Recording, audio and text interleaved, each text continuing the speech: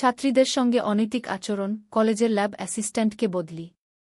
HSC ও সম্মানের ব্যবহারিক পরীক্ষা চলাকালে ছাত্রীদের সঙ্গে অনৈতিক আচরণ এবং অবৈধভাবে অতিরিক্ত অর্থ আদায়ের অভিযোগে সিরাজগঞ্জ সরকারি কলেজের রসায়ন বিভাগের ল্যাব অ্যাসিস্ট্যান্ট মো. শুকুর আলীকে তাৎক্ষণিক বদলি করা হয়েছে। বৃহস্পতিবার ১৩ আগস্ট মাওলানা ভাসানী কলেজের ২১ জন শিক্ষার্থীর লিখিত অভিযোগের পরিপ্রেক্ষিতে তাকে এই শাস্তিমূলক বদলির আদেশ দেওয়া হয়। সিরাজগঞ্জ সরকারি কলেজের অধ্যক্ষ প্রফেসর মহিদুল হাসান বিষয়টি নিশ্চিত করে বলেন, আমরা বিষয়টি জানার পরেই তার বিরুদ্ধে ব্যবস্থা নিয়েছি। তাকে চাঁপাইনবাবগঞ্জ জেলার আদিনাথপুর সরকারি কলেজে বদলি করা হয়েছে।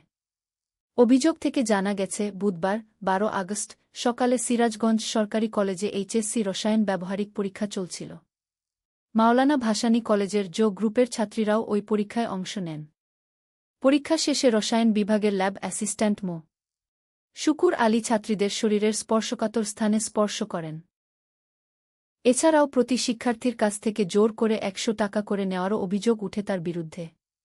বৃহস্পতিবার মাওলানা ভাসানী কলেজের ২১ জন শিক্ষার্থী সিরাজগঞ্জ সরকারি কলেজের অধ্যক্ষ বরাবর লিখিত অভিযোগ দেন।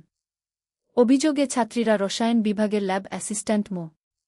শুকুর আলীর বিরুদ্ধে অনাকাঙ্ক্ষিত আচরণের তদন্ত করে ব্যবস্থা নেওয়ার আবেদন করেন। শিক্ষার্থীরা বলেন, ল্যাব অ্যাসিস্ট্যান্ট শুকুর আলী আমাদের হাজিরা খাতায় স্বাক্ষর করার কথা বলে সবার শরীরেই স্পর্শ করেছেন। স্যার থাকাকালীন সময়েও স্পর্শ করেছেন।